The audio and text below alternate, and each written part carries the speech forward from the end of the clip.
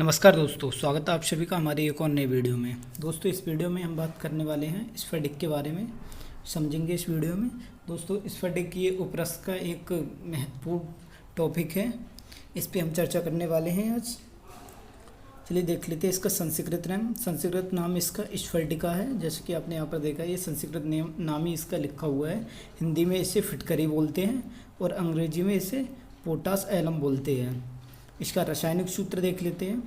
K2SO4 Al2 √SO4 thrice 24H2O। इसमें पानी की जो मात्रा होती है वो बहुत ही अधिक होती है, तो इसे जब शोधन किया जाता है तो इसकी पानी की मात्रा को ही उड़ाया जाता है। एक लोहे की कढ़ाई में रख के इसको चूर्ण सदृश बना करके उसमें डाल दिया जाता है और आराम इसमें बबल बनने लगते हैं, फूलने लगती है, और जब इसका वाटर जो होता है वो ख़त्म हो जाता है तो ये शुद्ध हो जाती है। चलिए देखते हैं इसके पर्याय।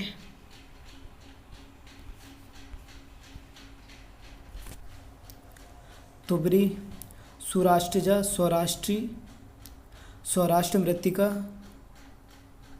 स्फटिकारी, स्फुटी, स्फटिका, स्फटकारिका, स्फटिका, फटिका, शुभ्रा, कांची, रंगदा और दृढ़ रंगदा, ये इसके पर्याय हो जाते हैं फिटकरी के। इसके काफ़ी सारे पर्याय हैं, पर इसमें स्फटिका कई में आ रही है तो ये आसान हो जाते हैं याद करना। जैसे स्फटिकारी, स्फटी, स्फटिका, स्फटिकारिका, स्फुटिका, फटिका, ये सब एक ही आ रहे हैं। मतलब इसमें स्फटिका या स्फटी एक समान वर्ड आ रहा है लास्ट में लगभग, तो ये आसान हो जाएंगे याद करना। जबकि ये सौराष्ट्र भी इसका नाम है क्योंकि सौराष्ट्र के पहाड़ों से प्राप्त की जाती है। चलिए देख लेते हैं इतिहास इसका। भारतीय चिकित्सा के प्राचीन ग्रंथ चरक संहिता, चरक संहिता में फिटकरी का प्रयोग अत्यधिक मात्रा में किया गया है। भारतीय चिकित्सा प्राचीनतम ग्रंथ में इसका चरक संहिता में इसके फिटकरी का प्रयोग अधिक मात्रा में किया गया है। उत्पत्ति स्थान देख लेते हैं। इस स्फटिक की उत्पत्ति स्थान क्या है? एक विशेष प्रकार की मिट्टी है जो सौराष्ट्र देश के पत्थरों से पैदा होती है। यह एक विशेष प्रकार की मिट्टी है जो सौराष्ट्र देश के पत्थरों से पैदा होती है। इसे तुबरी कहा जाता है। इसे तुबरी कहा जाता है। तुबरी हमने इसका पर्याय में भी देखा था। इस मिट्टी को साफ करके फिटकरी तैयार की जाती है। जो तुबरी मिट्टी निकाली जाती है सौराष्ट्र के पहाड़ों से, उसी को साफ करके फिटकरी तैयार की जाती है। जिस स्थान की भूमि में एल्युमिनियम और गंधक, जिस प्रकार की भूमि में एल्युमिनियम एवं गंधक दो तत्व विशेष रूप से रहते हैं, एल्युमिनियम एवं गंधक जिस मिट्टी में विशेष रूप से रहते हैं, वहाँ की भूमि या पहाड़ के ऊपर, वहाँ की भूमि या पहाड़ के ऊपर एक प्रकार की मिट्टी मिलती है जिससे फिटकरी प्राप्त करते हैं। इस मिट्टी से शुद्ध सफ़ेद दानेदार और बड़े शुभ्र के टुकड़ों में फिटकरी बनाई जाती है जिसे फुल्लिका कहते हैं।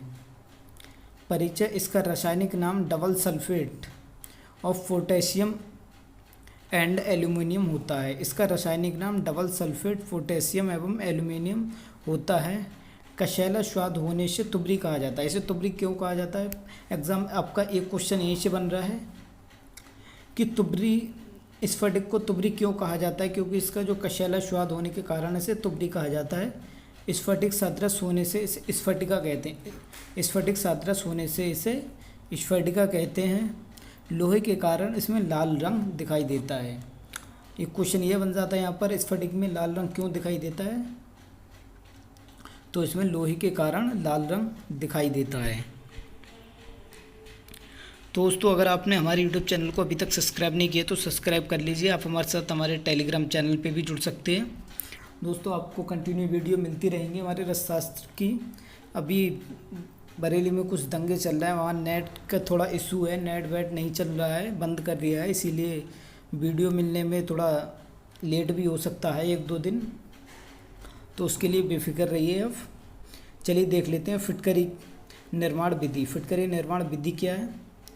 पोटेशियम सल्फेट एवं एल्युमिनियम सल्फेट पहले हमें पोटेशियम सल्फेट और एल्यूमिनियम सल्फेट समान भाग में लेना है। समान भाग में मिश्रित के विलय को गर्म करके इन्हें मिक्स कर देना है। एक एक भाग इनका ले लेना है, मतलब समान मात्रा ले लेनी है पोटेशियम सल्फेट एवं एल्यूमिनियम सल्फेट की। इसे मिक्स करके उसे जलीयांश को उड़ा देते हैं। इसको गर्म करने पर इसका जो जलीयांश होता है उसे, मतलब इसमें जो जल पाया जाता है उसे उड़ा देते हैं। फिटकरी के मणिक यानी कि क्रिस्टल बनते हैं। प्राप्ति स्थान देख लेते हैं। गुजरात के सौराष्ट्र देश, सौराष्ट्र यानी कि इसे सौराष्ट्री भी कहा जाता है। इसके सौराष्ट्र से भी काफ़ी पर्याय हैं। ये गुजरात के सौराष्ट्र में पाई जाती है, इसीलिए इसका पर्याय सौराष्ट्र भी है, सौराष्ट्री। पंजाब के मियाँवाली, पंजाब के मियाँवाली, नेपाल, झारखंड मकर। झारखंड पहले बिहार का हिस्सा होता था, इसलिए ब्रैकेट में कहीं कहीं आपको बिहार लिखा हुआ दिख जाएगा। झारखंड के मकर। उत्तर प्रदेश, उड़ीसा, मद्रास, महाराष्ट्र, बम्बई, राजस्थान एवं अफगानिस्तान से मिलता है। फिटकरी के भेद देख लेते हैं। क्या क्या फिटकरी के भेद हैं।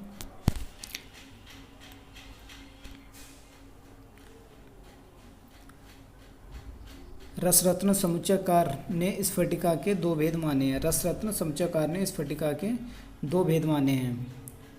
ये पहला भेद फटकी, ये किंचित पित्तवर्ण यानी कि किंचित का मतलब हल्के पित्तवर्ण, किंचित मतलब हल्के यानी कि कम। किंचित पित्तवर्ण गुरु, स्निग्ध, विषनाशक, व्रण, कुष्ठनाशक ये होता है। जो किंचित पित्त, जो फटकी प्रकार की फिटकरी होती है स्फटिक, वह किंचित है यानी कि हल्के पित्तवर्ण की होती है। गुरु में भारी होती है, ये स्निग्ध होती है, विषनाशक होती है, व्रण रोपण होती है ये, और ये कुष्ठनाशक होती है।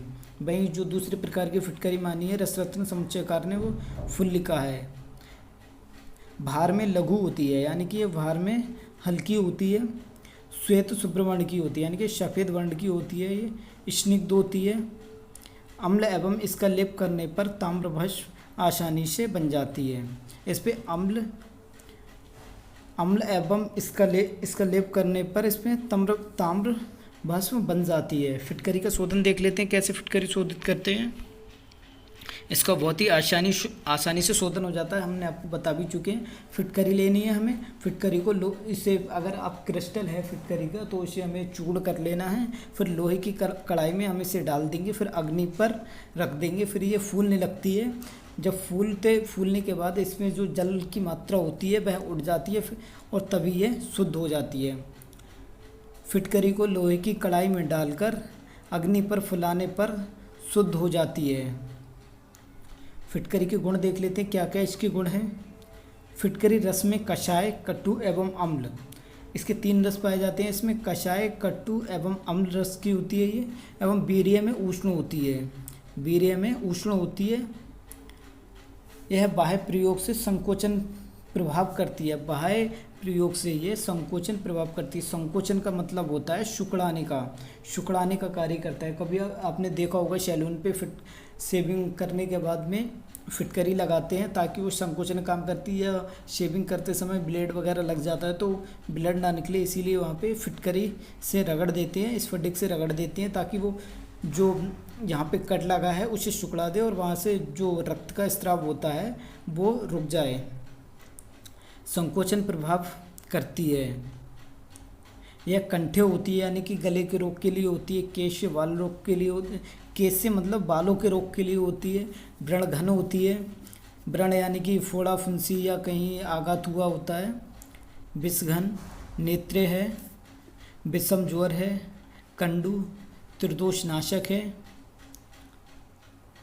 रक्त स्राव रोधक है। जैसे कि हमने आपको लिए बताया था, यह रक्त स्राव रोधक है। अगर कहीं कट लग जाता है, ब्लड बह रहा है तो वहाँ पर अगर इस फटिक को रगड़ देते हैं तो ब्लड को रोकने का ये कार्य करती है। योनि संकोचक है। योनि संकोचक है।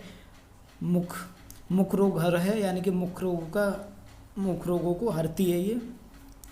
इसका फिटकरी का मुंह में पानी डालकर और मुंह में कुछ देर तक चलाते रहने के बाद इसे बाहर निकाल देते हैं। इससे मुख का शोधन हो जाता है। दंत दृढ़ करने वाली तथा विशेष रूप से पारद का जारण करने वाली होती है। इसकी मात्रा देख लेते हैं, क्या इसकी मात्रा है। फिटकरी मात्रा, फिटकरी की मात्रा 2 से 4 रत्ती होती है। 2 से 4 रत्ती, एक रत्ती का मान हम आपके लिए हर वीडियो में बता रहे हैं, लगभग 125 mg होता है। जो आजकल क्वेश्चन में पूछे, अगर सही मानते हो तो वो 125 ही माना जाता है। 125 mg एक रत्ती का मान होता है, यानी 250 से 500 mg इसे यूज़ कर सकते हैं। फिटकरी के प्रमुख योग, फिटकरी के प्रमुख योग देख लेते हैं। शंखद्राव, एलादी मंत्र, चतुसुधादि रस, शुभ्रभस्म, शंखद्रावक रस, ये इसके कुछ मुख्य योग हो जाएंगे। दोस्तों आपको फिटकरी अच्छे से पढ़ना है क्योंकि यहाँ से क्वेश्चन बनते हैं। ये एक इम्पोर्टेंट है आपके उपप्रश्न में। तो दोस्तों आज की वीडियो में बस इतना ही, मिलते हैं नेक्स्ट वीडियो के साथ।